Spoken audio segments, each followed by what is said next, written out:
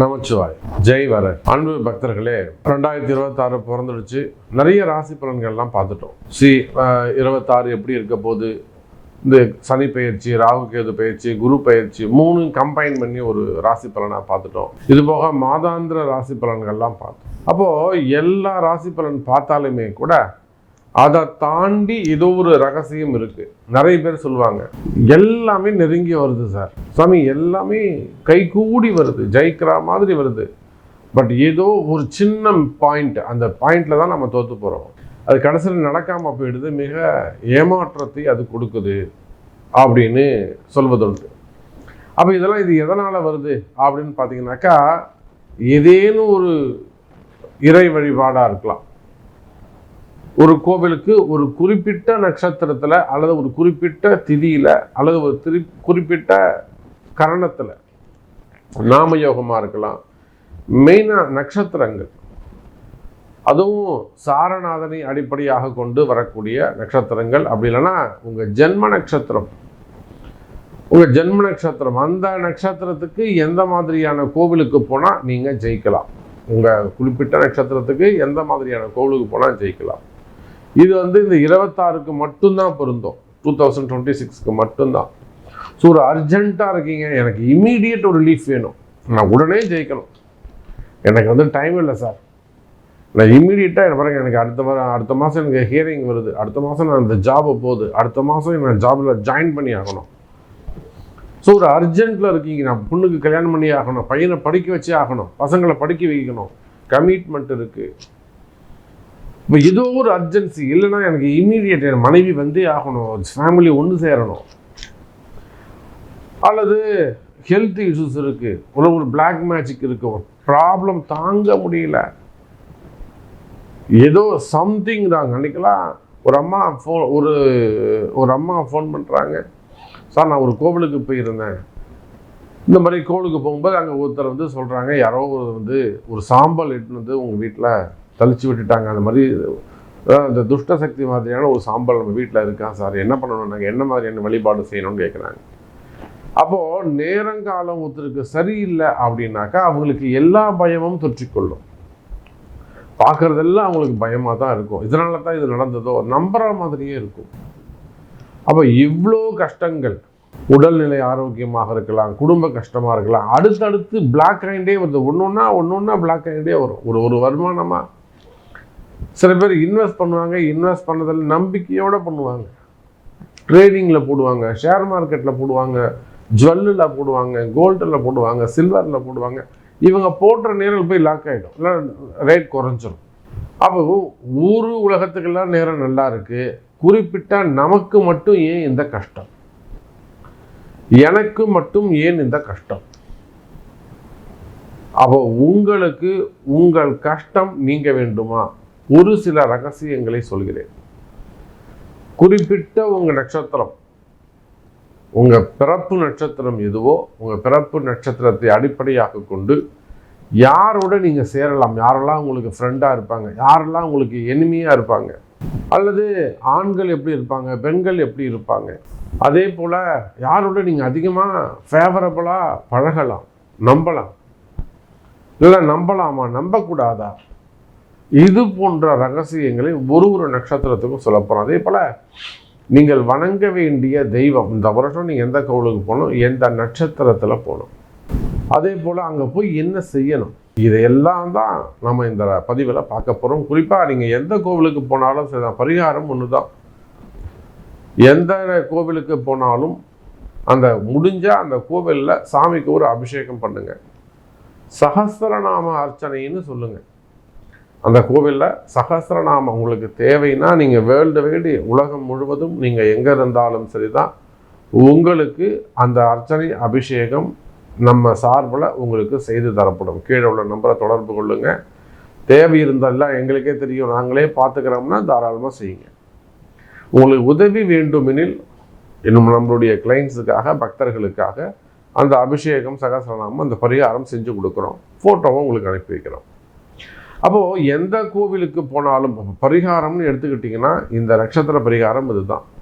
எந்த கோவில் உங்களுக்கு விழுதோ அந்த கோவிலுக்கு குறிப்பிட்ட நட்சத்திரத்தில் நீங்கள் போகணும். அங்கே போயிட்டு சாமிக்கு ஒரு அபிஷேகம் பண்ணி 27 தீபம் ஏற்றி, அது எந்த எண்ணெய் அப்படிங்கிறது ஒரு நட்சத்திரத்துக்கு உள்ளே சொல்லுவேன், எந்த 27 தீபம் ஏற்றி ஒரு அபிஷேகம் செய்து சகஸ்ரநாம அர்ச்சனை செய்து 27 முறை வலம் வந்து நமஸ்கரித்து ஒரு அன்னதானம் பண்ணிட்டு வரணும். இதை செஞ்சீங்கன்னாக்கா மேபி நீங்கள் சொல்லக்கூடிய அந்த 1% தடைகள் விலகலாம். முயற்சி பண்ணி பாருங்கள். உங்கள் நட்சத்திரம் என்னங்கிறத பார்க்கலாம் வாருங்கள். அவிட்டம். அவிட்டம் ஒரு நட்சத்திரம், ஒரு வீட்டில் ஒரு அவிட்டம் இருக்குன்னா, அவிட்டம் கூட பாருங்கள் உடைப்பட்ட நட்சத்திரம் தான் அது. மிருகசீரிஷம் போல, சித்திரையை போல. அவிட்டம் முதல் 2 பாதங்கள் மகர ராசிக்கும், அவிட்டத்தில் கடைசி 2 பாதங்கள் கும்பத்துக்கும் போயிடும். இந்த அவிட்டம் மகரம் இருக்கே, முதல்ல கஷ்டப்படும், அப்புறம் நல்லா பிரகாசமாக ஒளி வீச தொடங்கும். கும்பம் அவிட்டம் வந்து இளமை பருவம் சிறப்பாக இருக்கும், அங்கே வாலிப பருவத்தில் சிரமங்கள் அதிகமானதாக இருக்கும். அப்போ இது முற்பகுதி கஷ்டம், அது பிற்பகுதி கஷ்டம். இது அவிட்டத்துக்கு இருக்கக்கூடிய கிரக நிலை, ஒரு சாபம்னு வச்சுக்கோங்க, இயற்கை அப்படி வச்சுப்போம், இயற்கை நிலை. இந்த அவிட்டத்தில் நீங்கள் பிறந்திருந்தால் நிச்சயமா ஒரு வளர்ச்சி அதிகமானதாக இருக்கும். நிறைய இந்த அவிட்டத்தில் இபி செக்டரில் ஒர்க் பண்ணக்கூடியவங்க, ஆட்டோமொபைல் இண்டஸ்ட்ரி, டெக்னிக்கல் சைடு, ஹார்ட்வேர்ஸில் ஒர்க் பண்ணக்கூடியவங்க, சாஃப்ட்வேர் இல்லாமல் ஹார்ட்வேர்ஸ் புரியுதுங்களா, அதுதான் ஆட்டோமொபைல் அந்த மாதிரி சொன்னேன். இபி செக்டர்ஸ், ட்ரிபிள் இ படித்தவங்க, இசிஇ படித்தவங்க, இன்ஜினியர்ஸ் படித்தவங்க, அது போக ஆட்டோமொபைல் இண்டஸ்ட்ரி படித்தவங்க, ரிசர்ச் பண்ணவங்க, டிசைனர்ஸ் நிறைய அந்த அவிட்டம் இதுக்கெல்லாம் ரொம்ப. அதே போல் ஆடிட்டர்ஸ், இவங்க ரொம்ப ஆடிட்டர்ஸ், மேக்ஸ் நல்லா வரும். அதே போல் டாக்டர்ஸ், அதுவும் நிறைய டாக்டர்ஸ் நம்ம பார்க்குறோம் அவிட்டத்தில். அதே போல் ஹோட்டல் இண்டஸ்ட்ரி நிறைய பார்க்கலாம். நெருப்பு சம்மந்தப்பட்ட தொழில் செய்யக்கூடாது, அதுதான் இபி செக்டர்னு சொன்னேன். ஸோ இது இல்லாமல் நெருப்பு சம்மந்தப்பட்டது, வெல்டிங் ஆகட்டும், சின்ன சின்ன தொழில்கள், அதுவும் டெக்னிக்கல் தானே. ஸோ ஹோட்டல் இண்டஸ்ட்ரி, இன்னும் நெருப்பு எங்கெல்லாம் வரும் கனெக்ட் ஆகும்னு பாருங்கள், அது அந்த மாதிரியான தொழில் செய்யக்கூடியவர்கள். அப்போ அவிட்டம் வந்து அதிர்ஷ்டம். அப்பேற்பட்ட இந்த அதிர்ஷ்ட அவிட்ட நட்சத்திர அன்பர்களை நீங்கள் வேர்ல்டு வைடு உலகத்தில் நீங்கள் எந்த மூலையில் இருந்தாலும் சரிதான், இனிமே உங்களுக்கு நல்ல சிறப்பான எதிர்காலம் அமையப்போகுது சார். அவிட்டம் வந்து ஒரு அதிர்ஷ்டமான நட்சத்திரம் சார். அதில் பிறந்துட்டு நீங்கள் கஷ்டப்படுறீங்க, அதுவும் அந்த டிவோர்ஸ் கேஸ்லாம் இருக்குது பார்த்தீங்களா, அவிட்டம் கும்பம், அதில் வந்து ஒரு டிவோர்ஸ் கேஸ் இருக்குது அப்படின்னாக்கா அது மேபி உங்கள் சைடில் தான் அதாவது ராங் இருக்க சான்சஸ் உண்டு. மிஸ்டேக் வந்து உங்கள் சைடில் தான் இருக்கும். பிடிவாதங்கள் இருந்திருக்கும், ஏதாவது ஒரு வரட்டு கௌரவம் இருந்திருக்கும், சம்திங் ஏதோ இல்லை செவ்வாய் வந்து அஸ்தங்கமாக வீரியம் இல்லாமல் இருக்கும், சம்திங். ஆமாம், ஒரு ஆண்மை குறைவாக இருக்கலாம், ஒரு வீரியம் இல்லாமல் இருக்கலாம், இல்லை ஒரு இன்ட்ரெஸ்ட் இல்லாமல் இருக்கலாம், சம்திங் ராங்.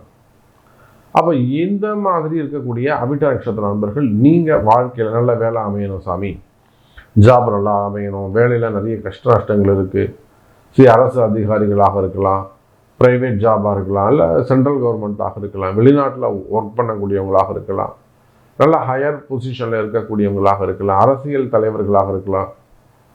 நிறைய மேயர் பார்க்குறோம், எத்தனையோ அந்த அவிட்டத்தில் எனக்கு தெரிஞ்சு கிட்டத்தட்ட ஒரு 5-6 மேயர் இருக்கிறாங்க. ஸோ அவிட்டம் ஒரு அதிர்ஷ்டமான அரசியல் களம்.